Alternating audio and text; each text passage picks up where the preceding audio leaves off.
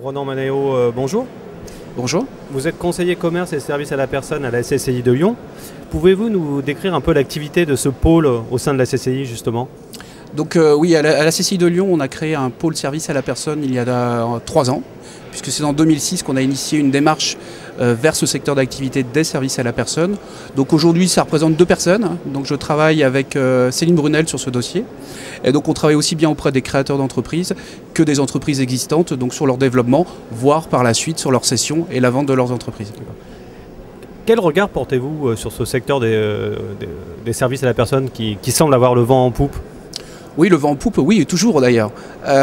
Bon, faut savoir qu'aujourd'hui, la croissance de ce secteur est à peu près de 5% par an depuis 20 ans. Avec l'avènement du plan Borloo en 2006, ce chiffre est passé à 10 voire 12% d'augmentation 2006, 2007, 2008. Il se trouve que cette année, le marché s'est un peu tari et un peu freiné, mais on reste encore avec une croissance à 4-5%. Donc ce qui est un des secteurs d'activité, je dirais, encore en croissance en 2009. Et la franchise dans tout cela, puisqu'il y a pas mal d'enseignes, notamment régionales, qui se sont lancées sur ce domaine d'activité, quel regard portez-vous justement? Alors aujourd'hui, c'est vrai que le marché est en pleine structuration. Je dirais historiquement, ce marché est très fragmenté, puisqu'on trouve tout ce qui est particulier employeur, entre autres, donc c'est-à-dire des contrats de particulier à particulier. On trouve bien sûr le monde associatif depuis longtemps, et depuis 2006, l'arrivée des entreprises, et c'est vrai aussi l'arrivée des réseaux, des enseignes sur ce marché. Secteur porteur, puisque aujourd'hui, ce secteur d'activité est en croissance. Et sur la franchise, ce qu'on pourrait dire aujourd'hui, c'est tout simplement la logique du réseau.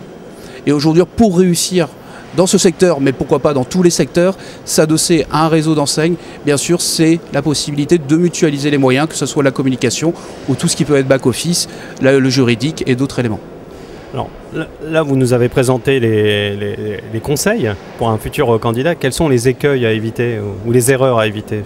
Croire que c'est facile, tout simplement, puisqu'aujourd'hui, créer son entreprise mérite réflexion. Même si aujourd'hui on pourrait croire que se lancer dans une activité de service nécessite peu de moyens, en tout cas il se trouve que la visibilité, la lisibilité sur un secteur d'activité, surtout quand vous arrivez alors que le marché est déjà occupé, s'adosser à un réseau, s'adosser à une franchise, je dirais est utile. Et ce qu'il ne faut pas oublier de perdre de vue, c'est qu'avant tout une entreprise est faite pour vendre. Et ensuite l'autre fonction importante, c'est bien sûr savoir gérer.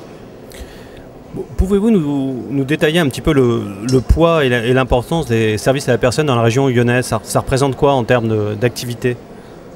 Aujourd'hui, sur la région lyonnaise, c'est un peu plus de 500 structures.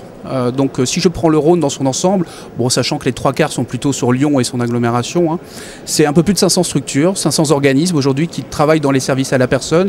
Et le poids en termes d'emploi, c'est à peu près 6%. 6% du marché de l'emploi aujourd'hui est fait par des intervenants à domicile dans les services à la personne. D'accord. Ronan Manéo, merci beaucoup de m'avoir répondu. Je rappelle que vous êtes conseiller commerce et services à la personne à la Chambre de commerce de Lyon. Merci.